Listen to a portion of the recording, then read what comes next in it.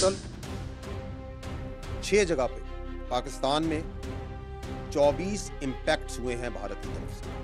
ये जो इम्पैक्ट्स हैं मुख्तलिफ तरीकों से मुख्तलिफ वेपन्स को इस्तेमाल करते हुए किए गए हैं 6 मकामात पर। इन 6 मकामात पर ये जो 24 इम्पैक्ट हुए, जो हमले हुए, इसमें 8 पाकिस्तानी शहीद हुए, 35 इंजर्ड हैं, जख्मी हैं और 2 मिसिंग हैं। जो अभी तक की हमारे पास डैमेज असेसमेंट है, जो इतलात मिली हैं, उसकी ये समरी मैं आपको बता रहा हूँ। अब मैं फर्दन एक एक जगह की तफसील पे आता हूँ। अहमदपुर ईस्ट में मस्जिद सुभान को निशाना बनाया गया। यहाँ पे 4 स्ट्राइक्स की गई।